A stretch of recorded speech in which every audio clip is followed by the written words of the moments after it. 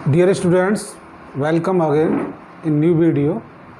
पिछले वीडियो में हमने पढ़ाया था वैद्युत धारा और धारा घनत्व। उससे आगे चलते हैं, जो चैप्टर का नाम है वैद्युत चालन।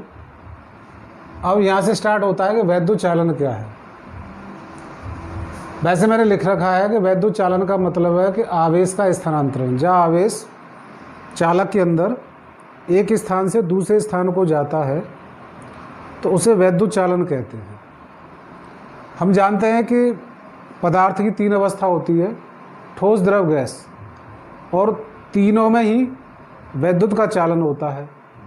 तो इस हिसाब से हम तीनों में आपको समझाएंगे कि ठोसों में अर्थात धातुओं में वैद्युत चालन कैसे होता है, द्रवों में कैसे होता है और गैसों में कैसे होता है। पहले ठोस की बात करें तो ठोस के अंदर जो वैद्युत चालन होता है वो मुक्त इलेक्ट्रॉनों द्वारा होता है, क्योंकि हम जानते हैं प्रत्येक पदार्थ अणुओं से मिलकर बना है और अणु परमाणुओं से मिलकर बने हैं और परमाणुओं के अंदर इलेक्ट्रॉन्स होते हैं। तो ठोस के अंदर जो वैद्युत चालन होता है वो मुक्त इलेक्ट्रॉनों द्वारा होता है। इनमें पर्याप्त मात्रा में मुक्त इलेक्ट्रॉनों की संख्या होती है, जिसके कारण आवेश का स्थानांतरण अर्थात वैद्युत चालन होता है। दूसरी बात करते हैं द्रवों में। द्रवों में जैसे अम्ल, क्षार, अम्लीय, लवण आदि में जो वैद्युत चालन होता है वो धनायनों के द्वारा, ऋणायनों के द्वारा और इलेक्ट्रॉनों के द्वारा होता है। तीन चीज़ होती हैं इसमें, धनायन, ऋणायन और इलेक्ट्रॉन। अतः धनायन, ऋणायन तथा इलेक्ट्रॉनों के द्वारा जो वैद्युत चालन होता है द्रवों में, उसे हम वैद्युत अपघटन कहते हैं। तीसरा होता है गैसों में। हम ये जानते हैं कि अक्सर गैसें विद्युत की कुचालक होती हैं और उनमें आवेश का प्रवाह, वैद्युत चालन आसानी से नहीं होता। यदि गैसों को अल्प दाब, बहुत कम दाब पर ले आएँ और उनके बीच उच्च विभव, हाई वोल्टेज लगाएं, तो गैसों के अंदर भी वैद्युत चालन यानी आवेश का स्थानांतरण होता है।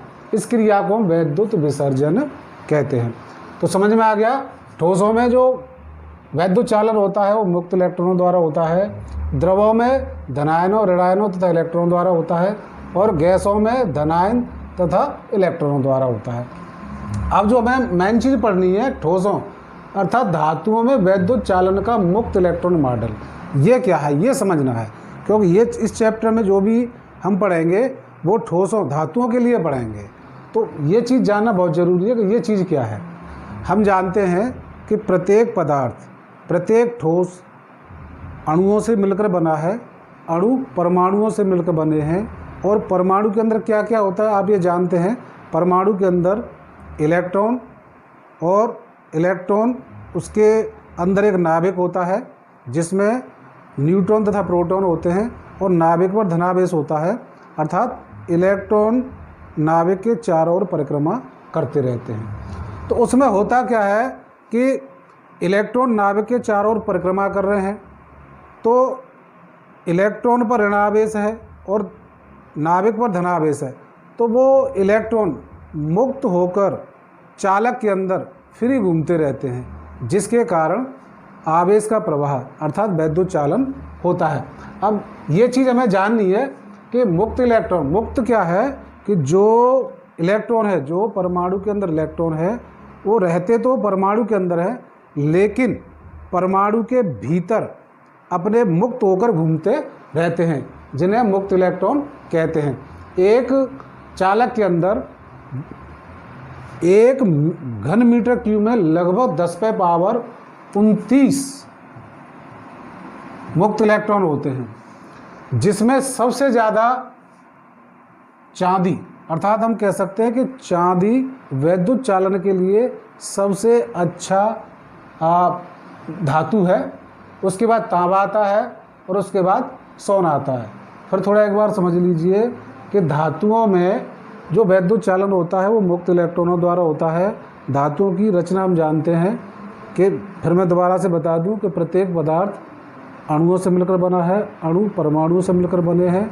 परमाणु के अंदर एक नाभिक होता है जिसके चारों ओर इलेक्ट्रॉन परिक्रमा करते रहते हैं। जो इलेक्ट्रॉन नाभिक से दूर होते हैं वो मुक्त होकर पदार्थ के अंदर घूमते रहते हैं। ये मैंने ये चित्र बना रखा है। अब मुझे ये बताना है कि उस धातुओं के अंदर जो मुक्त इलेक्ट्रॉन है उनकी गति कैसी होती है, क्या क्या करते रहते हैं वो। मैंने इसका डायग्राम बना रखा है, देखिए। और मैं आपको एक चीज़ बता दूं कि जैसे हम कोई भी बल्ब जलाना होता है या कोई काम करना होता है तो एक वायर का यूज करते हैं, और वायर में तांबे का तार या एल्युमिनियम का तार होता है। एक बात बताइए, जब तक हम उस वायर को प्लग में नहीं लगाते, स्विच ऑन नहीं करते, तो क्या बल्ब जलता है? नहीं जलता। ऐसा क्यों? हम जानते हैं कि खाली सिंगल वायर में सब कुछ होता है, सब कुछ होता है, लेकिन उनको एक निश्चित दिशा, निश्चित डायरेक्शन न मिलने के कारण वो काम नहीं करते। अब जैसे मैंने ये दिखाया है, ये कोई चालक तार है, इसमें पर्याप्त मात्रा में मुक्त इलेक्ट्रॉन है, लेकिन मैं ये चाहूँ कि इस तार को केवल किसी एक बल्ब से लगा दूँ, तो क्या इसके द्वारा बल्ब जल जाएगा? नहीं जलेगा। इसका रीज़न क्या है कि ये जो मुक्त इलेक्ट्रॉन हैं वो चालक के अंदर अपनी इच्छा के अनुसार अनियमित गति से घूमते रहते हैं। इनका कोई रिजल्टेंट वर्क, रिजल्टेंट कार्य नहीं मिलता। ये इधर उधर एक दूसरे से टकराकर अपनी एनर्जी, अपनी ऊर्जा को खर्च करते रहते हैं। ये मैंने चित्र बनाया, देखिए, कोई इलेक्ट्रॉन किधर जा रहा है, कोई किधर जा रहा है, कोई किधर जा रहा है, और ये है देखा मुक्त इलेक्ट्रॉन। तो इनकी जो गति है वो अनियमित गति है और इनका कोई रिजल्टेंट कार्य नहीं है, अर्थात इनका किया गया कार्य जीरो है। अब मैं इसमें आपको दिखा सकता हूँ कि मुक्त इलेक्ट्रॉनों की यादृच्छिक गति। ये क्या मतलब है कि चालक के अंदर मुक्त इलेक्ट्रॉन अपनी इच्छा के अनुसार किसी भी दिशा में घूमते रहते हैं, अर्थात अनियमित गति करते रहते हैं। तो मुक्त इलेक्ट्रॉनों की इस अनियमित गति को यादृच्छिक गति कहते हैं। अब इसमें तीन चीज़ हैं। नंबर 1 ऊष्मीय वेग, नंबर 2 माध्य मुक्त पथ, नंबर 3 क्रांतिकाल। सबसे पहले बात करते हैं ऊष्मीय वेग। हम जानते हैं कि किसी भी पदार्थ के अंदर, अर्थात चालक के अंदर जो मुक्त इलेक्ट्रॉन है वो अपनी ऊष्मा के कारण, अपनी ऊर्जा के कारण ऊष्मीय वेग कितना होता है, 10⁵ मीटर प्रति सेकंड के वेग से इधर उधर अर्थात अनियमित गति करते रहते हैं, जिनका रिजल्ट, जिनका औसत ऊष्मीय वेग क्या होता है, शून्य होता है। u बराबर u1 plus u2 plus u3 un कर दे बटे n बराबर 0। अर्थात ये एक दूसरे से टकराकर इनका जो रिजल्टेंट वेग प्राप्त होता है वो 0 होता है। तो फिर एक बार समझ लीजिए ऊष्मीय वेग क्या है कि ठोस के अंदर जो मुक्त इलेक्ट्रॉन अपनी ऊर्जा के कारण अर्थात ऊष्मा के कारण जो मूव कर रहे हैं, जो गति कर रहे हैं, उनका जो वेग होता है वह ऊष्मीय वेग कहलाता है, जिसकी वैल्यू 10⁵ मीटर प्रति सेकंड होती है। अब ये देख लीजिए, इसके अंदर जो प्रत्येक मुक्त इलेक्ट्रॉन घूम रहा है वो कितने वेग से घूम रहा है, 10⁵ मीटर प्रति सेकंड। पर इन सभी का हम टोटल या औसत ऊष्मीय वेग की बात करें, इनका रिजल्टेंट ऊष्मीय वेग की बात करें तो वो 0 आएगा। क्यों? कोई किसी डायरेक्शन में जा रहा है, कोई किसी डायरेक्शन में जा रहा है, कोई किसी डायरेक्शन में जा रहा है। जब एक ही डायरेक्शन में नहीं जाएंगे और एक दूसरे आपस में टकराएंगे तो उनका रिजल्टेंट क्या होगा, 0। अर्थात वो मुक्त इलेक्ट्रॉन एक दूसरे से टकराते रहते हैं। दूसरा पॉइंट आता है माध्य मुक्त पथ। माध्य मुक्त पथ क्या है कि ये जो मुक्त इलेक्ट्रॉन है चालक के अंदर एक दूसरे से टकराते रहते हैं, तो टकराने के लिए स्पेस चाहिए। तो जैसे मान लीजिए कि पहला इलेक्ट्रॉन यहाँ से चला और सामने एक इलेक्ट्रॉन मिला, इससे टकरा गया, फिर टकराने के बाद उस वेग के कारण फिर इसने मूव कर दिया, किसी दूसरे इलेक्ट्रॉन से टकरा गया। ठीक है, तो बार बार ये टक्कर करता रहता है। तो माध्य मुक्त पथ क्या कहते हैं कि चालक के अंदर किन्हीं दो क्रमागत टक्करों के बीच तय किए गए औसत पथ को माध्य मुक्त पथ लैम्डा कहते हैं। किससे दिखाते हैं, लैम्डा से। फिर समझ लीजिए कि जैसे ये मुक्त इलेक्ट्रॉन है, पहले यह इससे टकरा गया, ठीक है, फिर टकराने के बाद फिर फ्री हो गया, फिर चलना शुरू कर दिया, फिर दूसरे से टकरा गया, तो 2 टक्कर हो गई, 1 और 2। तो इन 2 टक्करों में इसने कितना पथ तय किया, λ1 λ2, तो लैम्डा बराबर λ1 प्लस λ2 बटे 2। अतः किसी मुक्त इलेक्ट्रॉनों की 2 क्रमागत टक्करों के बीच तय किए गए औसत पथ को माध्य मुक्त पथ कहते हैं। अब आता है श्रांति काल। उसी तरह से चालक के अंदर मुक्त इलेक्ट्रॉन की 2 क्रमागत टक्करों के बीच लगे औसत समय को श्रांति काल कहते हैं, जिसे हम टाव से प्रदर्शित करते हैं। वही टाव बराबर माना पहली टक्कर में समय t1, दूसरी में टाव 2 बटे 2, तो इनका जो औसत है वो क्या है, हमारा श्रांति काल टाव कहलाता है। ठीक है, तो 2 क्रमागत टक्करों के बीच तय किया गया औसत पथ माध्य मुक्त पथ, और 2 टक्करों के बीच औसत समय श्रांति काल कहलाता है। अब आगे बढ़ते हैं अनुगमन वेग या अपवाह वेग, जिसे इंग्लिश में ड्रिफ्ट वेलोसिटी कहते हैं। अब तक मैंने आपको बताया था कि जब किसी चालक को हम मुक्त अवस्था में रखते हैं तो उससे हमें कोई भी धारा प्राप्त नहीं होती, ठीक है। परंतु जब हम किसी चालक को किसी बैटरी के सिरों से जोड़ देते हैं, अर्थात उसके सिरों के बीच विभवांतर स्थापित कर देते हैं, तो हमें परिपथ में एक धारा प्राप्त होती है। देखो एक चालक है PQ, जिसको एक बैटरी के सिरों के बीच में जोड़ा गया है। चालक की लंबाई L है और इसके अनुप्रस्थ परिच्छेद का क्षेत्रफल A है, ठीक है, और इसके एकांक आयतन मुक्त इलेक्ट्रॉनों की संख्या n है। तो मैं आपको ये बताना चाह रहा हूँ कि अनुगमन वेग क्या है। अभी इससे पहले जब तक हमने चालक को बैटरी के सिरों के बीच नहीं जोड़ा था तो मुक्त इलेक्ट्रॉन ऊष्मीय वेग से गति कर रहे थे, परंतु जैसे ही चालक को हमने बैटरी के सिरों के बीच जोड़ दिया तो मुक्त इलेक्ट्रॉन वैद्युत क्षेत्र की दिशा के विपरीत चालक के एक सिरे से दूसरे सिरे की ओर एक नियत वेग से गति करने लगते हैं। अर्थात जो ऊष्मीय वेग है उसके ऊपर बैठकर एक नियत वेग से चालक के एक सिरे से दूसरे सिरे की ओर गति करे। आपको दिखाई भी दे रहा होगा कि सारे मुक्त इलेक्ट्रॉन एक ही डायरेक्शन में मूव हो रहे हैं। तो मुक्त इलेक्ट्रॉनों के इस नियत वेग को ही हम अनुगमन वेग या अपवाह वेग कहते हैं। फिर दोबारा समझ लो, जब किसी चालक को बैटरी के सिरों के बीच जोड़ देते हैं तो चालक के अंदर मुक्त इलेक्ट्रॉन चालक के एक सिरे से दूसरे सिरे की ओर एक नियत वेग से गति करते हैं। उस नियत वेग को ही हम अनुगमन वेग या अपवाह वेग कहते हैं, जिसका मान 10⁻⁻⁴ मीटर प्रति सेकंड होता है। ठीक है, इसका मान कितना होता है, 10⁻⁻⁴ मीटर प्रति सेकंड। उसके बाद अब आगे पढ़ते हैं हम अनुगमन वेग VD तथा धारा I में संबंध।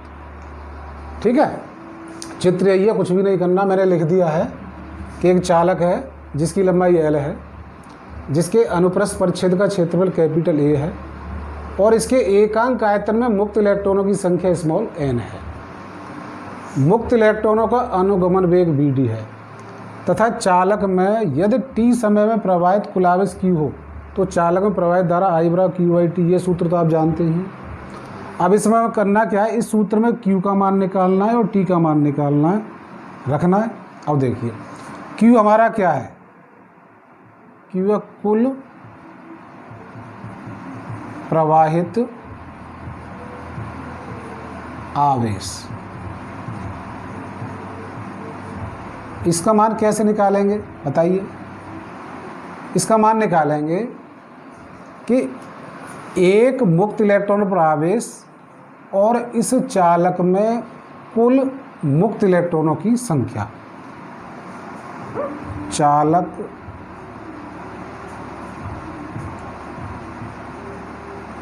चालक में कुल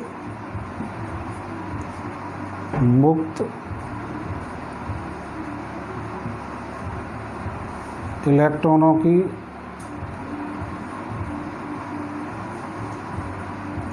संख्या इनटू एक मुक्त इलेक्ट्रॉन पर आवेश। ठीक है, देखिए आगे इसको हम निकालते हैं।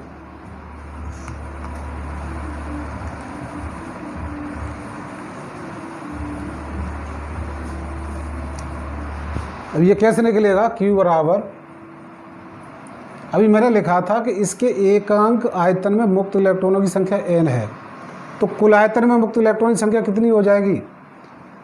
n गुणा कुल आयतन A इंटू L। A क्या चीज़ है? देखिए इसका क्षेत्रफल, L क्या चीज़ है? लंबाई। क्षेत्रफल में लंबाई का गुणा कर देंगे तो चालक का कुल आयतन आ जाएगा। ठीक है, इंटू मुक्त इलेक्ट्रॉन का आवेश क्या होता है? E। कोई समस्या नहीं होनी चाहिए। Equal N A L E। ठीक है, अब हमें T का मान चाहिए। देखो इस चालक की लंबाई क्या है? L, और एक मुक्त इलेक्ट्रॉन यहाँ से चलना प्रारंभ करेगा जिसका अनुगमन वेग क्या है? BD। तो देखिए इस सिरे से यहाँ तक पहुँच जाएगा तब उसका पूरा स्थानांतरण होगा।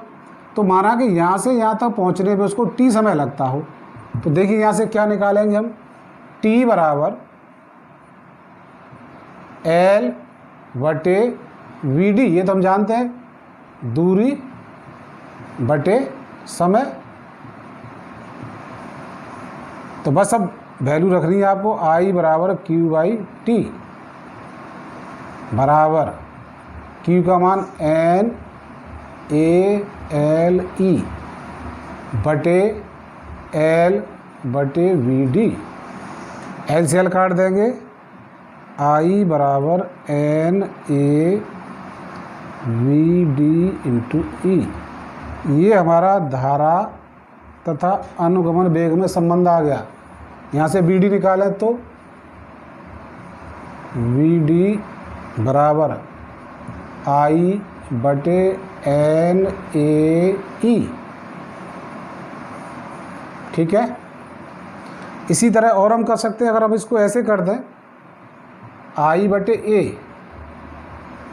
क्या बचा? N E VD। I बटे आप जानते हैं धारा घनत्व J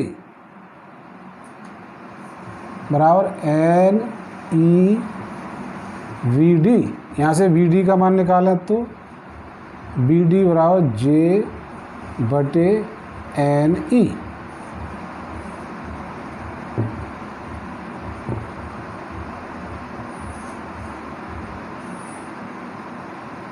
ठीक है, ये तो हो गया हमारा धारा तथा अनुगमन वेग में संबंध। ये हो गया हमारा धारा घनत्व तथा अनुगमन वेग में संबंध।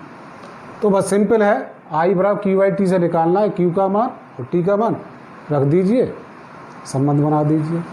आज इतना ही पढ़ते हैं, फिर न्यू वीडियो बनाएंगे, आगे का उसमें पढ़ेंगे।